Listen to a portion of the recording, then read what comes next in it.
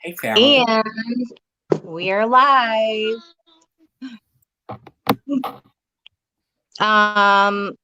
We'll give people a few minutes to jump on. I'm in Facebook jail, so I cannot share or post in anything. So share it out.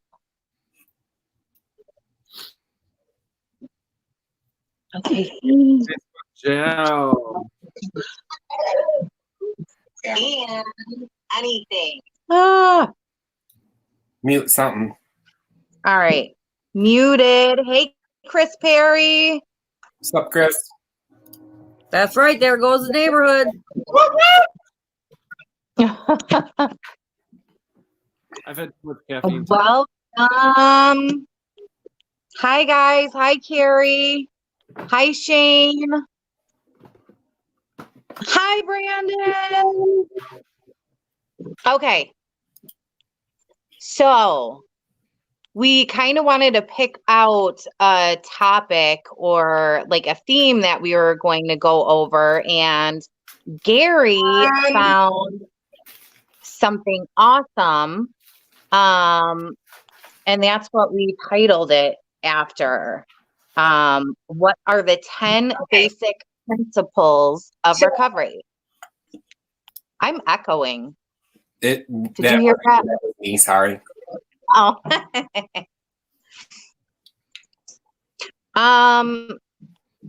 Okay, so what do you guys think the 10 basic principles are? Any ideas? I have one. Sorry, guys. I was sharing. Thank you for that. Ah. Any ideas? Hi, Aaron.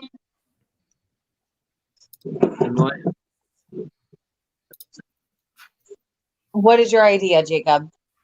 Any people that you know use, try to stay away from them. There we go. I know. My That's very 13-year-old. Thank you. Thank you. That's a as honesty. yes. Surrender, accountability. All of the Love. above. Yeah, no, for real. I mean, this is a list that we gathered on site. It's not the end all be all. You know, we always are for any and all person-centered recovery. So what works for me may not work for you, but this was a list of some good ideas. Want to start with number 1 from the list? I could post it in the comments. Yes. So I'll read off number 1 if you want. And it's self-direction. Client chooses their own path to recovery. And I think we're all about that. I think in our own recovery have found that we have had the answer all the time. And that's what we try to help our clients or anyone that we're working with see. No, Thoughts? and that's good because that's what obviously I had to do for myself. I know we all had to do for ourselves is find what worked for us. And for me, I happened to get sober through a 12-step program, you know, so that's what works for me.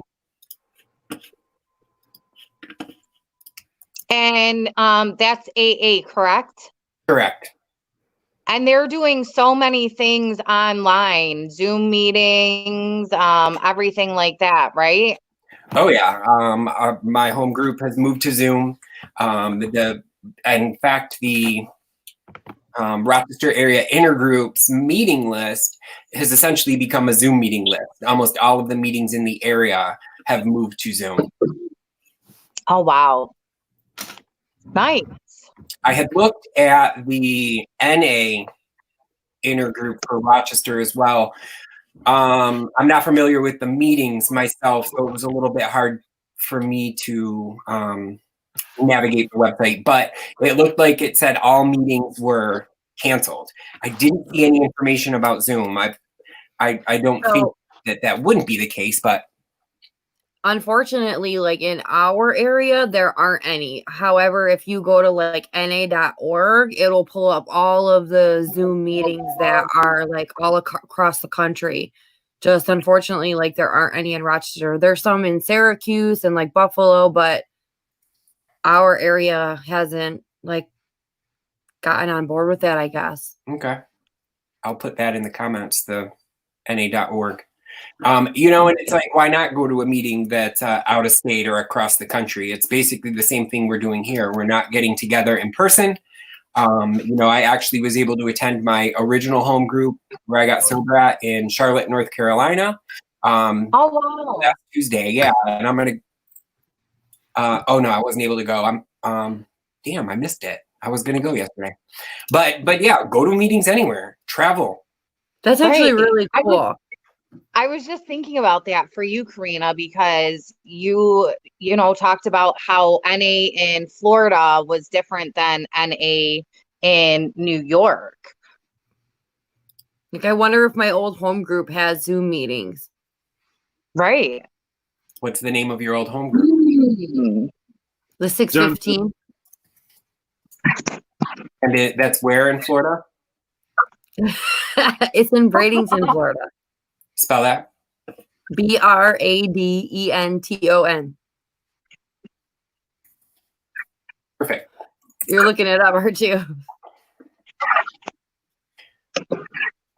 What's Chris the Carey is saying, carry the message Rochester on Facebook has a ton of Zoom meeting links as well. Very cool. Thank you for sharing, Chris.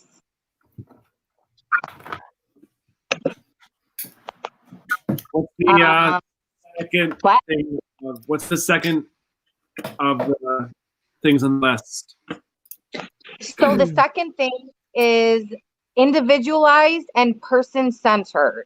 There are many pathways to one's recovery which are unique and incorporate individual characteristics and needs such as unique strengths, needs, personal preferences, culture, background, and more, which are super important. You need to be able to, you know, experience all of those in a healthy manner, especially when you're finding recovery and trying to, you know, figure out who you are again. Can I get an amen? Amen. No, like Hello, Amanda. like I was sharing yesterday in my live, my ability to kind of combine my fellowship with my work with Hope Healers has created a really good recovery system for me. So being able to individualize it and personalize it for me is what has been helpful. So that's an important, you know, really important tip, or what are we calling these tips? Yeah. Principles. 10 basic principles. Tips are good. Tips are good. I feel the same way personally, especially with coming from the background of the fellowship and choosing to leave the fellowship and, you know, kind of being, no offense, you know, but like programmed to believe that if I were to leave, like that I was going to die. So finding that there were other options was like life-changing for me. I totally agree. And I, you know, for myself, not connecting with a meeting that worked for me, you know, I was told so many times that I was a white knuckler or my way wasn't going to work. And that's not true. Like, there's so many different pathways, there's so many different resources and different things you can get involved with, which is really cool, whether it's spiritual or fitness, art. There's so much. I like this one. Who wants to read this one? I'll take it. Empowerment. Individuals can be actively involved in the decision-making process of their recovery.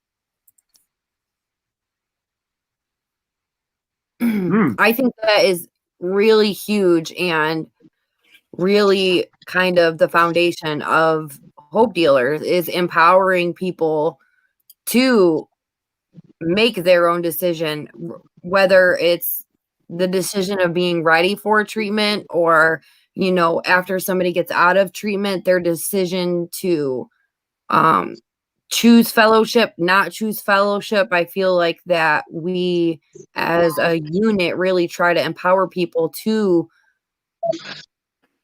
make their decisions for themselves without judgment. Right. And you don't have to be stuck in that. And if something stopped working or isn't working how you want it to, change it up, switch it up, try something new. Because things are always changing. We're always changing and growing. And that's, you know, a part of life. It's not only having to do with recovery. That's just a part of life. We've got some comments. Boom. Amanda says, absolutely. I didn't think it was the only way, but for a while I thought it was going to be the only way it worked for me. I'm so glad I found other people and resources that worked for me better. I love that. And then we have the Christopher Perry. He says it's all on the person. You got to be real enough with yourself if it takes your brain to be a shitty spot or not. That's in response to a question we had about from Joshua. So as a Christ follower, is it wrong if I smoke weed and have died twice due to humans taking my life, not drugs? I saw hell is real. So let's hear what you all can suggest. And so Chris was saying, basically, you know, if it takes your brain to a shitty spot, you know. Okay. And like I shared last night in my life, like I choose abstinence from everything because I can use, you know, my drug of choice was alcohol, but I could use any substance or anything that's, you know, and I mean I could use marijuana, I could use pills, I could use food, I could use money, I could use anything alcoholically. So, you know, it's about, you know, physical sobriety, emotional sobriety, mental sobriety. So right. And that's the thing.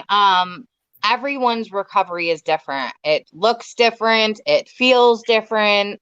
So, you know, it's hard to speak on what others should do. All we can do is talk about what's worked for us and support what you think is going to work for you.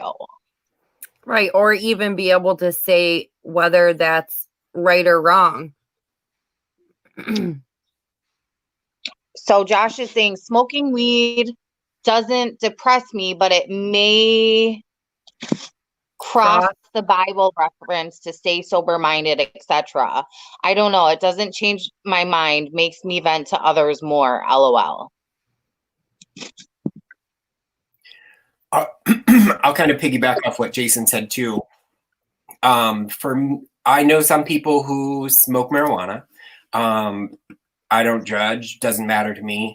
I know for me, that's not a good idea because why I used alcohol and drugs was to escape, was to not be present. So for me, all it did was allow me to do that. So for me, I use nothing that will alter my state of mind, but that's just right. Me, you know. So, and this is kind of a fun because we're always talking about multiple pathways and it's so foreign to a lot of people. And there's a stigma attached to it. There's a stigma inside the recovery community. Even with the language. And I remember when I was going through training, I had a really hard time with letting go of some of the language that I was used to calling myself an addict, or you know what I mean? Some people in active addiction are comfortable with calling themselves junkies, or, you know, different terminology that makes us feel a certain way, that projects the stigma. And taking classes and learning about substance use disorder and how to talk about it and share about it, and breaking the stigma. That's what we're all about. That's what these videos are about. Nobody should be scared or ashamed to talk about anything that they're going through, anything that they're feeling. It's so important to be able to reach out and communicate what you're going through.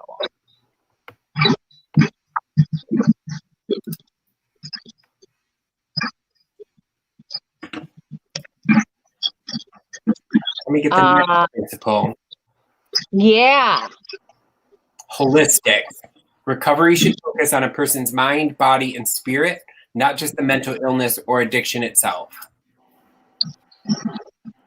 That's a good one. I feel, again, these are just, I would say, more suggestions than, you know, we talk all the time about how what may work for me may not work for you. So I generally, when I'm speaking about anything that's helpful, I speak in, you know, the first person I don't like to say should, you know, but that's just semantics. So me in my recovery, I believe that because I didn't just focus on the drugs and alcohol. I focused on the whole package. And I think we touched on that the other night. Maybe it was Jason talking about, it was Jason last night, step work for him. And the question that you had asked, Stephanie. But I, for me, believe that the step work helped me work through all of that. So, you know, my mind, my body, my spirit. I also am a big advocate because I am in the 12-step program, which allows us all to come to our own understanding of our own higher power.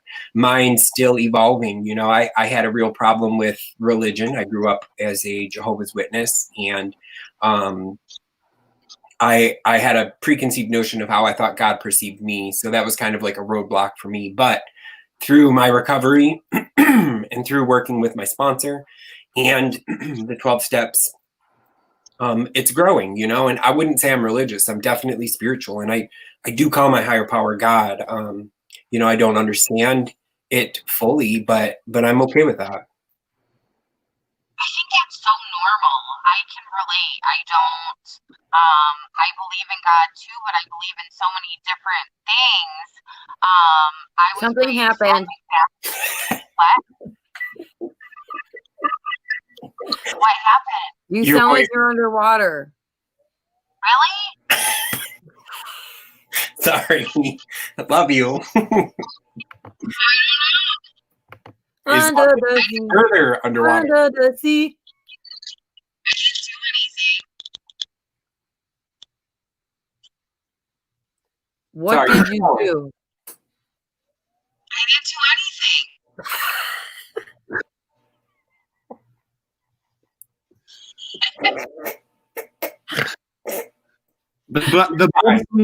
The blips we had.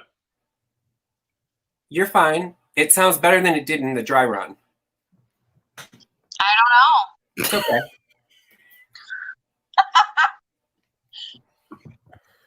So you were saying, Stephanie?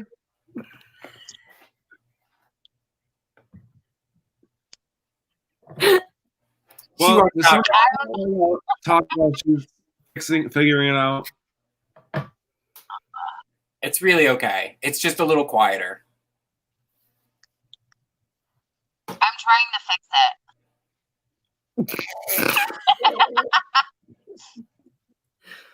it. So I'm going to grab the next principle, which Wait, is it sounds fine on that? Really? who? Who said that? Luke's listening to it. He said it sounds fine on the live. Huh. That's cool. We'll go with it. Do you want to finish your thought, or do you want me to grab that next principle? No, I totally lost my train of thought. Yeah, Thank you very sorry. much. That's okay. That is okay. So the next, No, Brian says sounds like a drive-through speaker. Huh. it's all right. We'll work with it. I like drive-through. I like to go. So the next principle is non-linear.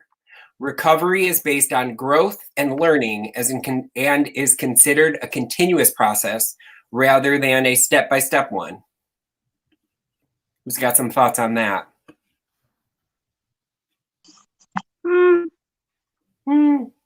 I think it kind of goes in hand with the one, with my, what I was saying in the last one, because I did have a step-by-step process, and it was like ever growing, Patrick will speak to, like, I think Jason referred to it recently as well. Like, your recovery is like water. If you're not working at it, working for it, it becomes stagnant, and stagnant water becomes a swamp. So if you're not learning, if you're not growing, you're becoming stagnant. So whatever it is that works for you, whatever program it is or program you create, as long as you're continuing your growth, I think you're moving in the right direction. I totally agree with that. And I actually, so not being able to, operate how we normally are has been really difficult. So It's good. It's fine. It has been difficult. yeah.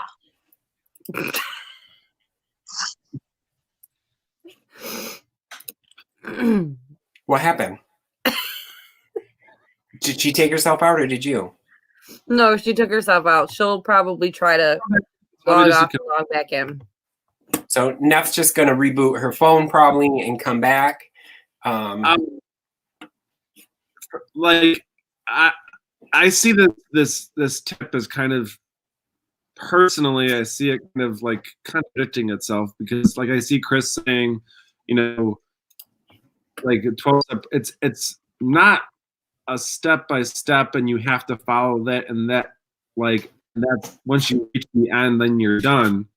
It's a continuous growth. And I shared last night in my live that, one of my biggest people I look to in my 12-step program has 40 years, and he's still growing, and he's still using the steps as a guide to life. And so, I think whatever process you have, step by step is still progress forward. So, I think if you think it's a finite goal that you can reach, then then you are going to get in trouble. But if it's step by step progress, whatever you want to call it, it's moving forward, growing, evolving, leveling up, whatever your little heart wants to call it.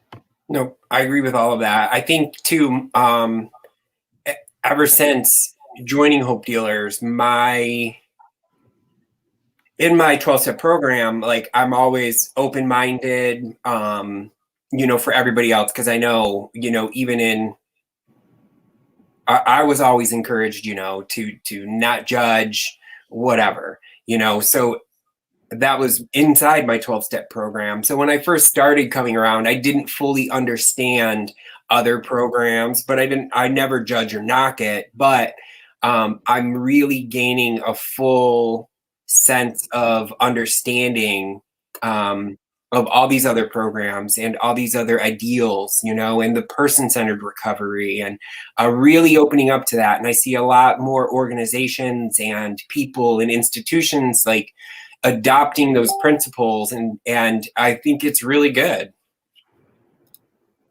I agree. One thing I just saw April's comment, and she said, I'm not going to beat myself up if I master one step or think less of my personal recovery path. You know, I think I've heard in my program, you know, that the first, you know, the 12 steps, you know, the only one you have to do perfect is the first one, and it's admitting that you have a substance use, you know, and then everything else that you do is, if it's a tiny little step, if it's a giant leap, if it's going into treatment, if it's going to inpatient detox, outpatient, a 12-step program, you know, fitness, you know, whatever. I think it's your own personal path, and that's exactly correct in you saying that. Perfect. I'll go with the next principle suggestion, which is strength-based clients' strengths are built during recovery. So let me say that again. Let me look at it again. That sounds weird to me. It's strength based. Clients' strengths are built during recovery. Thank you. You're welcome. I find a lot of truth in that. You know, I mean, obviously, when I decided to get sober and enter into recovery, I did not have many strengths. I definitely was no strengths against, you know, drugs and alcohol. And I do believe that through my journey, I've developed strengths that have allowed me to get sober, you know, and improve all areas of my life. Learning how to live sober. Didn't know how to do that before. Yeah, I agree as well. I feel like my journey has taught me a lot about myself and the things that I am good at that I probably never would have recognized while I was in active addiction. I think for me, and I kind of shared on this a little bit last night, like, I feel like recovery honed in my strengths.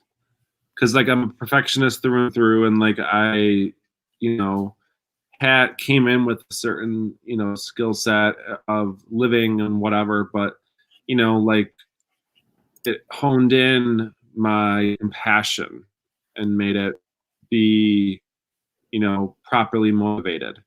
You know, my willingness to help other people became honed in, and similarly was like, okay, I want to make sure I'm doing it for the right reasons. You know, my physical skills that I have, not being in a cloud of substances, I can get better at the things that I can do too. So, you know, it's all about finding, you know, through recovery, you can find what those strengths are. Like, I saw somebody commented that said they didn't know what my strengths were at first, but, you know, sometimes they grow, you know, sometimes you go into recovery with them and they grow stronger, or sometimes you find something you didn't know you had with, you know, when you unlock something within yourself.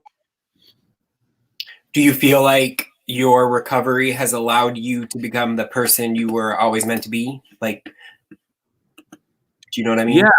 I don't even think, like, that's such an interesting thing to think about too, because, I mean, when I first got sober, I was like, oh my God, my life is going to be like this. And, like, I am not where I thought I was going to be. And that's a great thing, because I think if, you know, you have an idea of what life is going to be like, that's not, you know, life is constantly changing and evolving, and experiences change you. And, you know, I'm happier where I am, and I feel like I'm in a better place than I thought I could be, you know, with what time I have, you know. So Yeah, no, that's good. You reminded me of one of my favorite phrases. If I had the life now that I had always dreamed of, I would have been selling myself short. I I never could have imagined this life. I imagined something completely different. I wanted this and to be there and be doing this. And I have none of that, but I have never been so happier in my entire life. Amen. I like what Because Amanda. Go ahead. No, you go ahead. No, she just said, I thought life was going to be so boring, but I've come such a long way. I can't believe where I'm at now. Honestly, it exceeded my expectations. I'm proud of that. I can relate to that wholeheartedly. I guess for me, I had no idea, honestly, what recovery or life in recovery would look like. I didn't know that, like, there were people that live their life without using, at least even drinking or smoking weed. You know, a drug is a drug is a drug. But for me, that whole idea or thought was like unheard of to me.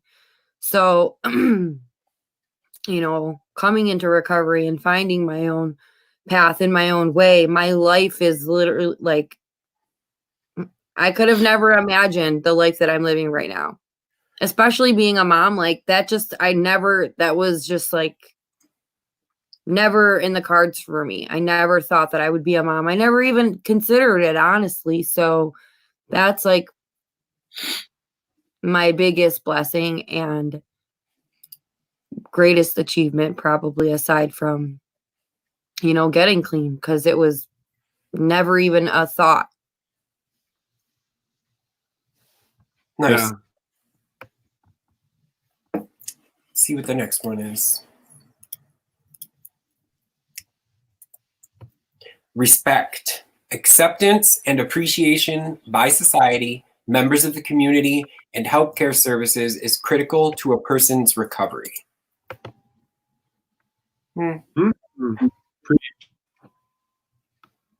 Thoughts? Wait, did we skip one? I think we skipped one. Which one? But it's okay. Peer support. I totally did. No, it's not okay. Let's go back. That commented. Say what? Do you want to go back or just do this one? We'll do it next. We'll do this one and then go back. Yep. Yeah, I think this one is, you know, I can speak to like acceptance of healthcare specifically. Like when I came into recovery, I had this very honest conversation with my doctor, and he was like, well, you've not talked about, you know, substance use before as being a problem. And I was like, you don't say. Somebody that, you know, lied about their use, like, and he made me feel like this big. And I was like, I gotta leave. And I ended up finding a new primary care that, you know, that's one of the very first things that is discussed is, you know, how's your sobriety and how is that affecting your health? And is, you know, is it, you know, is the medicine you're on working? Is, you know, are you staying sober? You know, all of those conversations, and to be able to have open, honest conversations with a healthcare provider, you know, that's for me like the most micro personal relationship with like your personal being, like your physical health and mental health. And then I think all of us like to, you know, lead by example with society and try to remove that stigma and show that it's, you know, people of different walks of life, different professions, different backgrounds, you know. Sure. I think your medical team should definitely be on your side, especially if you are attempting to get sober, clean, or enter into recovery, regardless of anything, whether they think you have a problem or not. Like I remember having that conversation with you, Jason, about that doctor's visit. And I mean, I was just kind of blown away that someone would just be like, you know, not discouraging you, but just not encouraging you to continue to go that route. That was odd. I just had this kind of experience because while I do feel like there is a lack of respect in some instances, depending, there is a comment from Kara that says, not all people have respect for those who are dealing with addiction, nor want to help them at the same time in this world. And I can relate to that. In the same situation, you know, I have had the same primary care physician since I moved back here. And even though, just like you said, I was very open and honest with him about being in recovery when I first moved back home, but really I was going to see a primary care, not to get like graphic, but I had just had a baby, so I needed to follow up. I needed a PCP, I needed an OBGYN. So I was really there just to establish care. And as I've talked about multiple times recently, like I was struggling significantly with my mental health and anxiety. And I really struggled with reaching the point of finally being like, I need some professional help. And the first place I went was to my primary care physician, because it was like an emergency at that point. And he, like, the first visit I feel like was okay, you know, like he was like kind of wanting to try to help me, but wanted to put me on medications that I knew I had taken in my past that were like terrible. Like he was almost like trying to like diagnose me with this not being his profession. Does that make sense? You know? And it was really difficult because, you know, here I am in a vulnerable state, actually trying to be brave enough to admit that I need some help with something. And by the time I went back for my second appointment, I was in my car and I called Stephanie and I was just crying because he was like judging me. That's how it made me feel. Like he was judging me because I was in recovery and looking for help. And when I say help, because I needed to be on medications, which was really, you guys know how difficult it was for me to come to terms with that. So I ended up switching providers as well, and I now have and also am going to mental health, and I have this incredible network of what am I trying to say? Medical professionals that do support me and that respect me for my journey, my process, and are willing to, go to any lengths to make sure that I'm taken care of. Nice. We have to be our biggest advocates.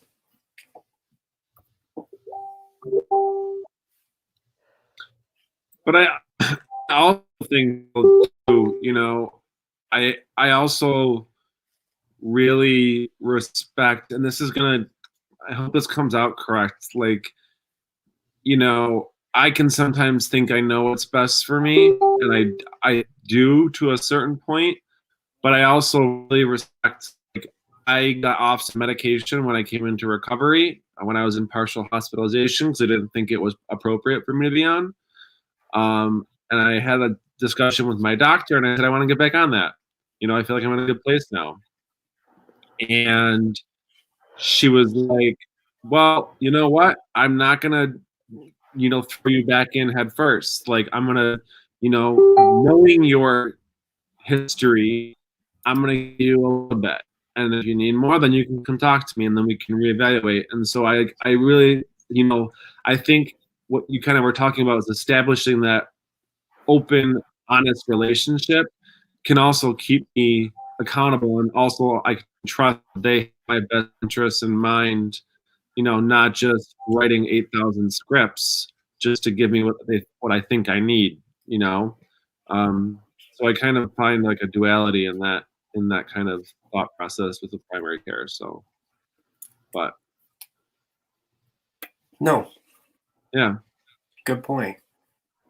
Let me go grab that next one. Well, the one I skipped. Peer support. People can get to know and depend on others for social support. Yes. Karina, peer advocate. Thoughts? Hello.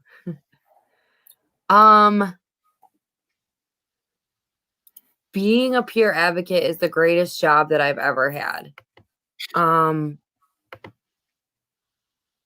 But I also feel like if I would have attempted to try to do this job any sooner than I did, I wouldn't have been good at it because I was biased at one point. You know, for me, there was only one way, and that was through the fellowship. And I was very judgmental of people that weren't involved in a fellowship.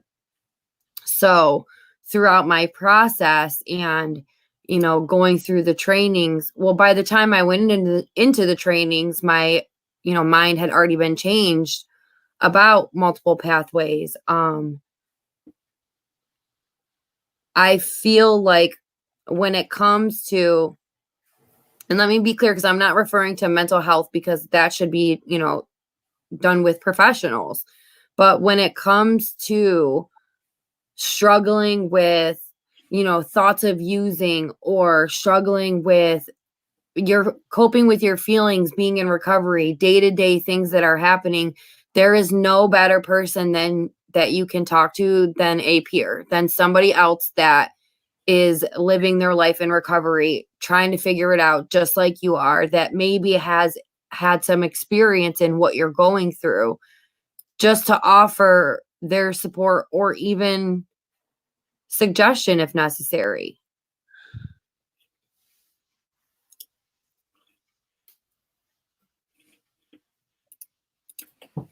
Yeah.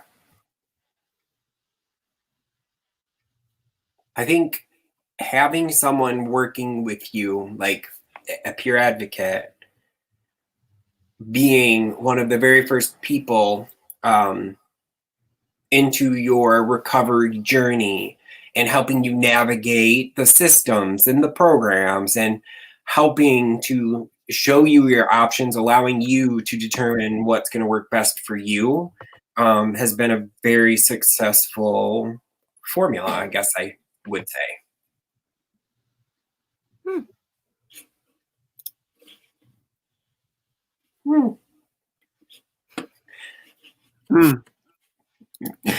Let me go with the next one. Respect. Acceptance. No. That's the one I went with earlier. Responsibility.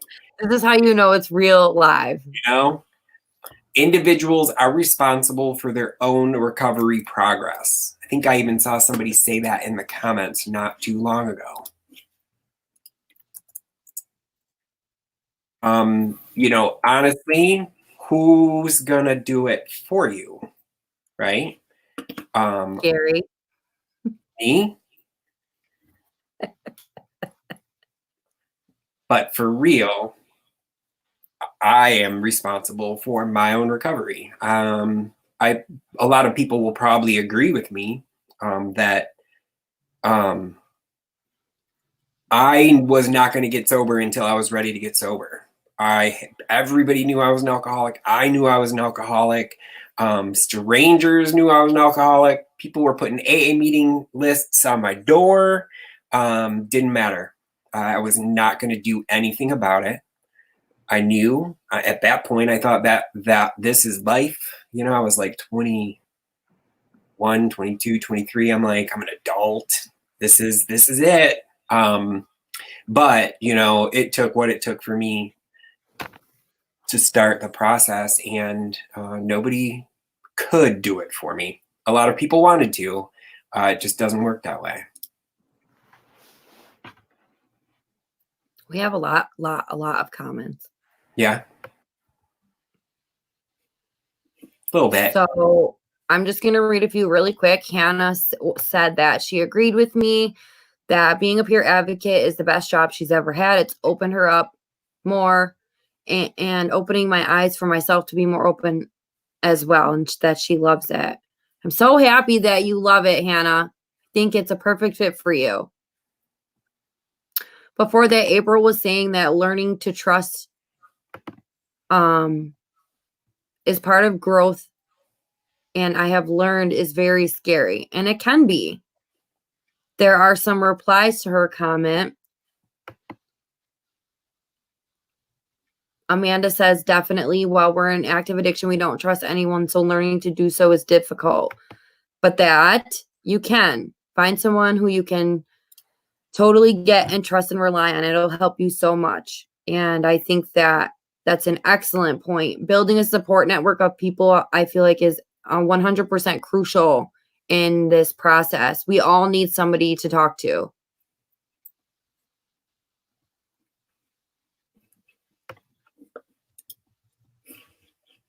I think on that too, like I'm sort of thinking about like just trusting myself too.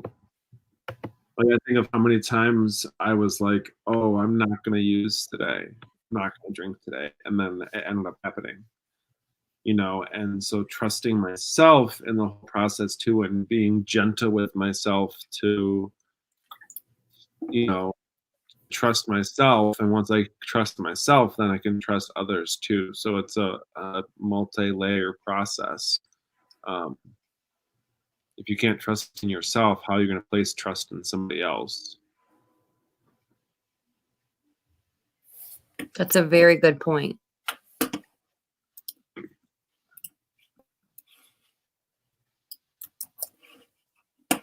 You guys ready for the last one? Are you ready for the last one? I'm ready. You sitting down? The last one is hope. The overall message of recovery is hope for a better future by overcoming one's obstacles. That's a big one. What is hope on the side of? Fear. Oh. Without hope, you know, hopelessness. I know what hopelessness is. I lived hopelessness. I've seen hopelessness. I've seen it out on the streets. And I know from experience, being in a spot of hopelessness, like there's nothing matters, right? Like nothing matters. I mean, if you have no hope, there's no point in anything. So being able to provide hope, or, you know, having hope, I think is definitely key to someone who is hopeless. You know, I really love that about Hope Dealers, that, you know, our mantra is like, we've been there and we care. I think all of us have been hopeless at one point, you know. I think that for me, it was my hopelessness that finally was what allowed me, you know, reaching my own bottom. But, you know, without that, there would have never been hope for me, because that's why my mantra is, on the other side of fear is hope, because it's always something that we're afraid of to do. It's the fear that keeps us running. But once we jump, then we see the hope. You know, the change occurs when we have hope.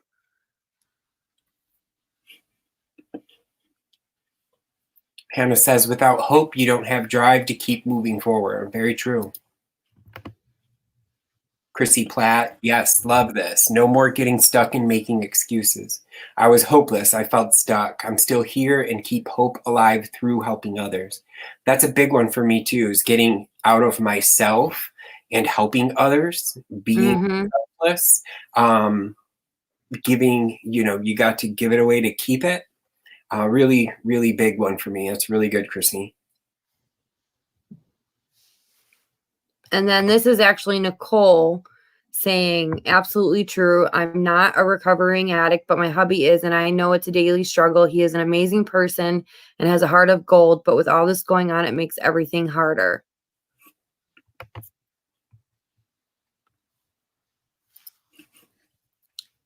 That's why we're here. Yes. That's why we're here, and that's And- why we're doing these lives. And I think for me, like the first couple weeks were really, really difficult. And doing this have helped me too. But I've gotten, used to online meetings. I've gotten used to, FaceTiming people in my sober support network. I've gotten used to, and it's not perfect. But I'm grateful for the connections that I have built, that I can now, have them, be standing in place of with these other interactions, and that be okay. And it's temporary. And I think that's the thing that's helped me. Like, it's temporary, and it's like, okay, I know they're there, and it's a little bit different right now, but if this is temporary, like, and I think it's sometimes easy for us, or it's easy for me, to lose sight of where I've come from, what I've been through, and it's like, okay, yeah, this is weird and it's awkward, it's not comfortable, but I've gone through way more uncomfortable, way more hopeless things than where I am right now. So it's like, put it in perspective and just say, okay, this too shall pass. I have hope that there's more on the other side. There is. Shane says, I got to find hope again. One thing we haven't talked about yet is our hope line, our 24-hour hope line. You can call and or text. So that could be for someone who's in recovery, someone who's not and wants treatment. It could be for someone who is not impacted themselves with substance use disorder, but a friend or family member is.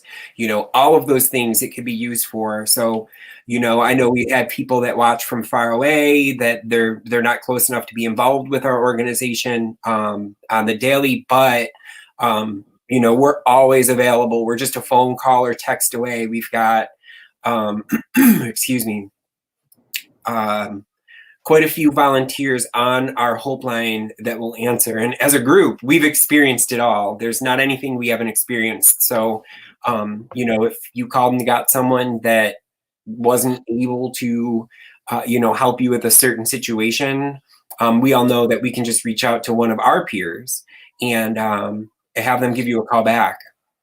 Don't ever hesitate to call.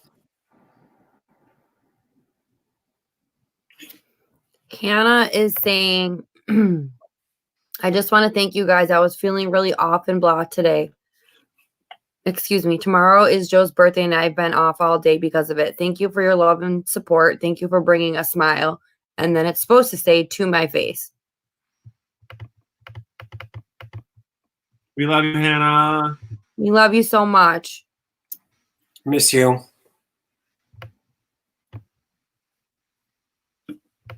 Is that all the tips? That was it. Let me see here. So I'll read the little blurb at the end. It said, why might these core principles be important? There are several applications these can have. You may wish to ensure you're following through with these principles in your own recovery. Additionally, you may want to ask a leader in your treatment program about these principles to see how they fit within your own program. If you're an advocate for mental health and addiction recovery, you may wish to speak with your local community to see what else can be done on promoting these principles and provided the right support for people in your community. If you're currently seeking a reputable treatment center, you may want to ask questions based on these principles to ensure you move forward with a center that has your best interest at heart. And that's it. And these tips are actually from a treatment facility out in California. They have a blog, and they have a lot of really good stories, lists, tips, good stuff. So we just thought it was had a really got good points for our discussion this evening. Sweet. I loved it. That was good. I wish nothing. April says, thank you, all of you. I miss you all. And Amanda is saying, thank you guys for everything. I always enjoy your lives. They help me more than you know. You are all amazing. Love you and good night. We love you too, Amanda. Thank you for continuing to tune in. Speaking of which, when can people tune in next? That is such a great question. Tomorrow morning, we have You will see me. And tomorrow night is Chris Perry. 7 o'clock prime time. Is that right? tomorrow's Crystal. No, tomorrow's Thursday. Tomorrow's Crystal. That's right. Oh no. So I apologize. I actually spoke with Crystal and she's not able to make it today. So we're gonna see what we can cook up for you guys tomorrow. okay. And then All right. Friday, So Perry, I will and- check. What was that? I'm sorry. I didn't mean to cut you off. No, we have Neff on Friday morning, Chris Perry on Friday evening. Then at 11 o'clock on Saturday is Catherine with some mindfulness activities or discussions on mindfulness, meditation. So lots of good stuff coming up the next couple of days. Awesome. So Thanks, we guys. hope you guys continue to tune in. And like Gary said, please utilize the Hope Line. That's what it's there for. I know that you can see it at the bottom, but still it's 585-633-8690. You can message any one of us. We'd be happy to talk to you with whatever you're going through. We appreciate all of your love, your support, your comments. It means a lot to us too. We don't just do these lives for you guys. We do them for us too. And it means a lot to us that you guys continue to tune in and you continue to interact and you share them. We appreciate your support. Love everybody. Guys. Keep being the change, guys. We love you. Bye.